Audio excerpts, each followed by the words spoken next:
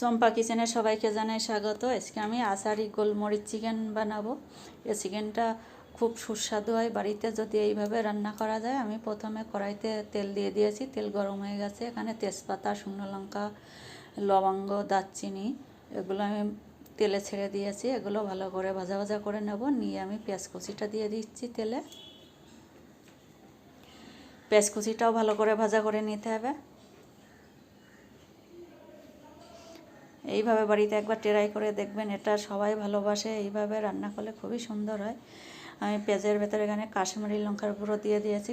কালারটা খুব সুন্দর আসে তেলে কাশ্মীরি লঙ্কার গুঁড়োটা দিলে। এখানে পেঁয়াজ রসুন বাটা দিচ্ছি, না এখানে রসুন আদা রসুন বাটা।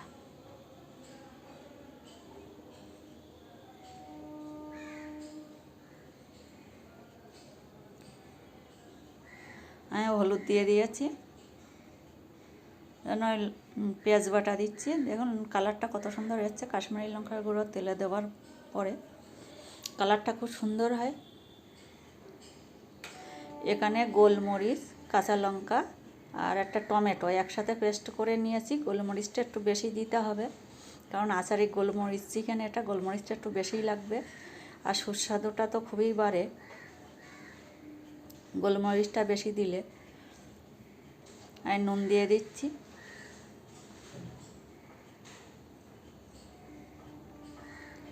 মশলাটা ভালো করে ভাজা করে নিতে হবে, যাতে কড়াইতে লেগে টেগে না যায়। ভালো করে ভাজা করতে হবে, তাহলে কিন্তু টেস্টটা ভালো হয়।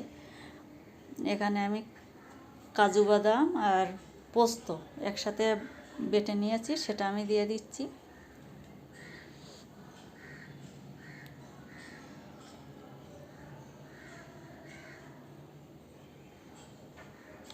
এখানে আমি দই ফেটিয়ে রেখেছি, দই দিয়ে দিচ্ছি কয়েক চামচ।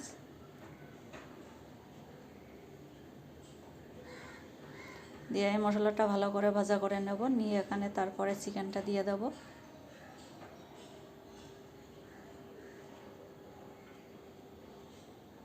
আমি 1 চামচ চিনি দিয়ে দিয়েছি।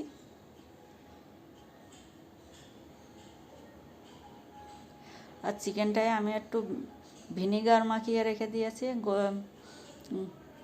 গুঁড়ো গরম মশলাও 1 চামচ দিয়ে দিয়েছি। এখানে গুঁড়ো গরম মশলা তো লাস্টে দিলে হয়, আর মশলা ভাজা করার সময় দিলে কিন্তু গন্ধটা খুব সুন্দর বেরোয় ভাজা ভাজা হলে। চিকেনটা আমি একটু ভিনিগার মাখিয়ে রেখে দিয়েছিলাম, ঘন্টাখানেক রেখে দিয়েছি। তারপরে আমি চিকেনটা কড়াইতে দিয়ে দিয়েছি।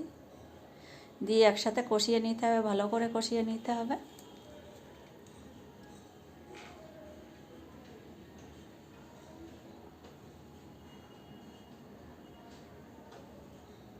এই রেসিপিটা খুবই সহজ, কিন্তু খেতে খুবই সুস্বাদু হয়। চিকেন তো মানুষ অনেকভাবেই খাওয়া হয় চিকেন, কিন্তু এইভাবে একবার বাড়িতে বানিয়ে দেখবেন, এটা কিন্তু খুবই সুস্বাদু জিনিস।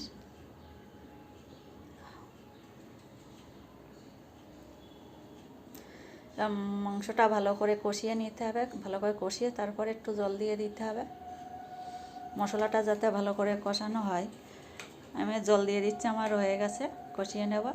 তো মশলাটা চিকেনটা দেওয়ার আগেই তো ভালো করে কষিয়ে নিয়েছি, তারপরে আবার চিকেন দেওয়ার পরে কষিয়ে নিয়েছি।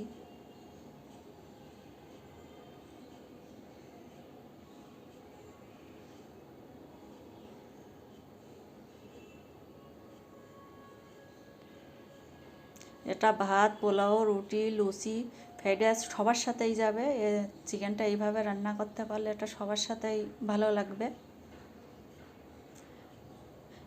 আমি গরম মশলা দিয়ে কিন্তু ভালো করে ফুটিয়ে নেব। আমি এখন গ্যাস বন্ধ করে দিচ্ছি না, গরম মশলাটা দিয়ে একটু ফুটিয়ে নেব ভালো করে।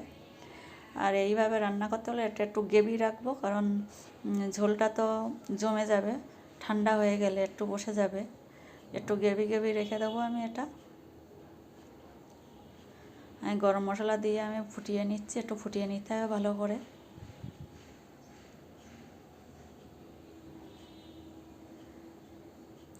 আমি তো একটু গ্রেভি রেখে দেবো, কারণ ঝোলটা একটু ঘন হয়ে আসবে, ঠান্ডা হয়ে গেলে ঘন হয়ে আসবে। আর গ্রেভিটা তাহলে থাকবে। আর গ্রেভি না রাখতে চাইলে তাহলে ঝোলটা আর একটু কম করতে হবে, তাহলে গ্রেভিটা কম হবে। আমি একটু গ্রেভি রাখার জন্যই জলটা একটু বেশি দিয়েছি, না তো জলটা কম